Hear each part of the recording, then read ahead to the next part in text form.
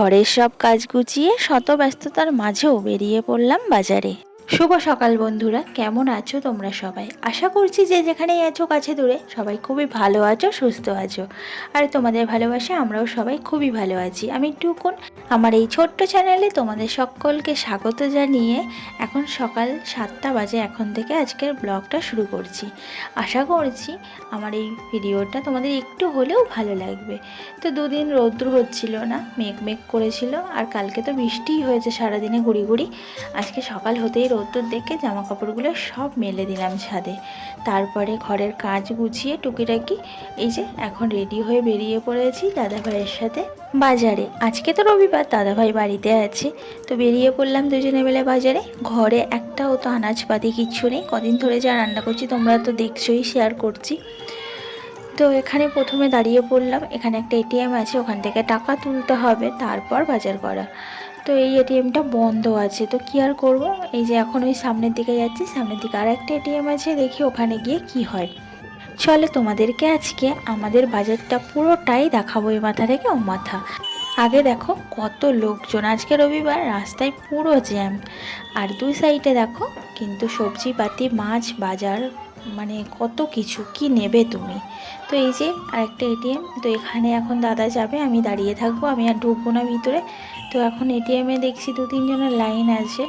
আর এদিকে দেখো সব বাজার করতে এসেছে, আজকে রবিবার। মাছ সবজির দোকানে একবার দেখো কত ভিড়, লোক গিজগিজ করছে। আর আমাদের বাজারটা কিন্তু অনেক বড়। তো আমরা কিন্তু মেন রোডে উঠেছি, মেন রোড থেকে পুরো বাজার শুরু হয়েছে। আর আমাদের এটিএমের কাজ মিটে গেছে, এখন দাদাভাই যাচ্ছে বাজারের দিকে, তো আমরা আরেকটু এগিয়ে যাব। আমাদের বাজারটা কিন্তু পুরো মেন রোড থেকে শুরু হয় আর পুরো স্টেশন অবধি, স্টেশনের উপরেও আছে, বাট এদিকের লোকে স্টেশনের এপার অবধিই করে।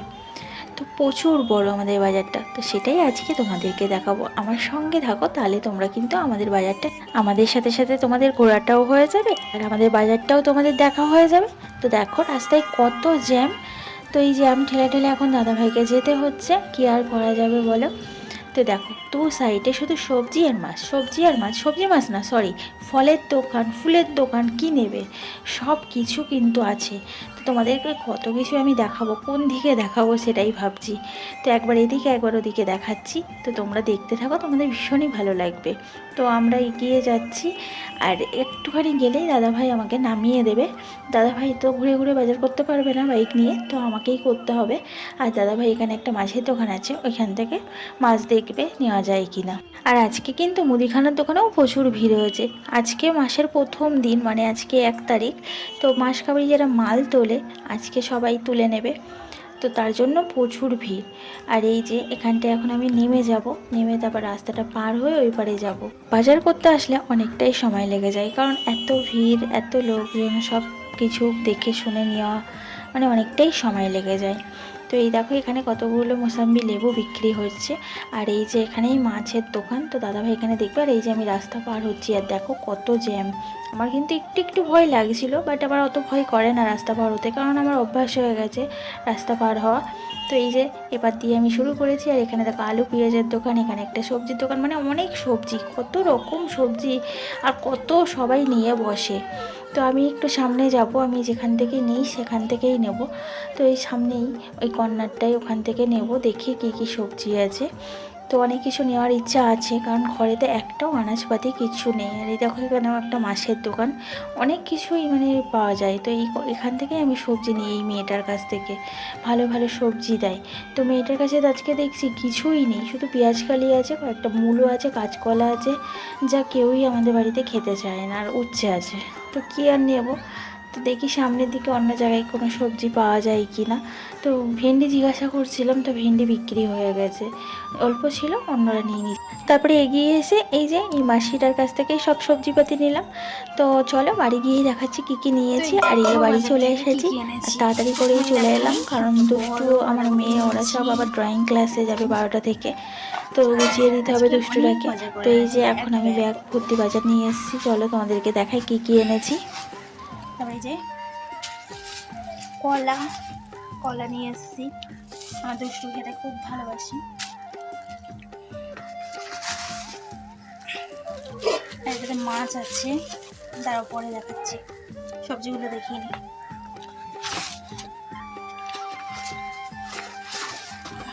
যে কুমড়ো নিয়েছি 1 ফালি, তারপরে কচুরমুখী নিয়েছি,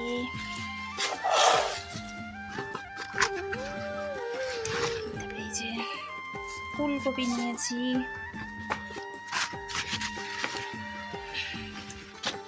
পটল নিয়েছি,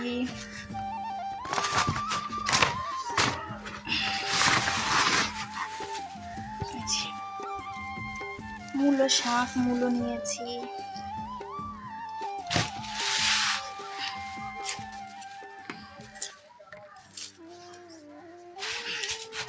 তো এই যে বাজার করেছি আজকে।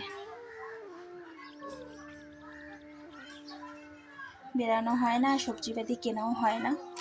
আজকে দাদাভাই বাড়িতে আছে, তো গিয়ে আগে সবজি কিনে নিয়ে এলাম। চলো মাছটা কি নিয়েছে দেখিয়ে দিই।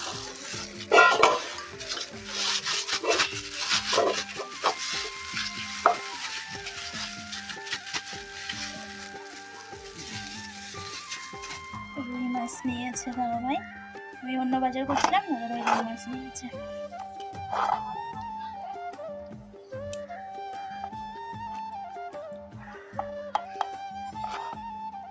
তো এই হলো আজকের বাজার।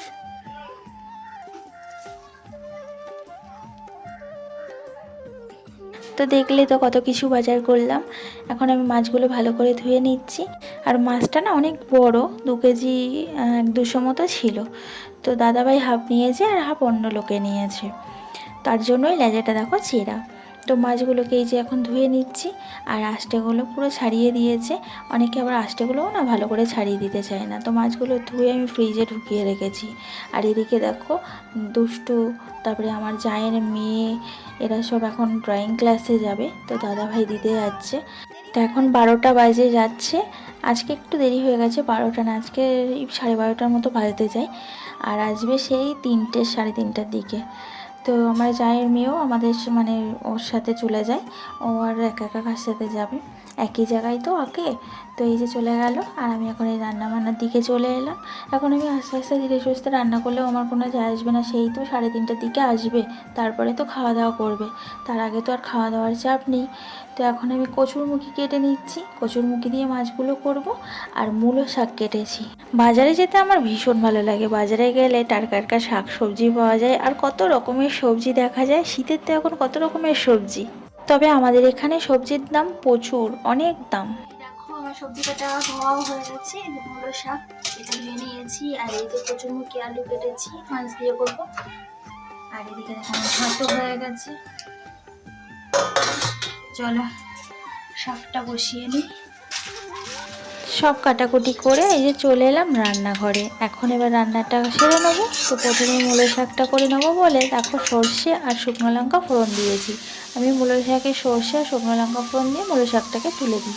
আর মূলো শাকটা না ভীষণ কচি, একদম একটুখানি হয়ে যাবে, আর খেতেও কিন্তু বেশ টেস্ট হবে। তো মূলো শাকটা বসিয়ে আমি চলে এলাম সবজিগুলো এখন ফ্রিজে ঢোকাতে। সবজিগুলো ফ্রিজে সব এক এক করে আমি ঢুকিয়ে দিচ্ছি। সবজিগুলো সব ফ্রিজে ঢোকাচ্ছি, আর ফ্রিজটা দেখছি, ফ্রিজটা পুরো ফাঁকা হয়ে গেছিলো, ফ্রিজে কিচ্ছু ছিল না।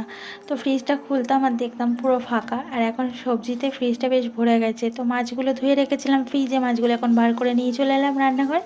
রান্নাঘরে এসে দেখি আমার মূলো শাকটা না সুন্দর ভাজা ভাজা হয়ে গেছে।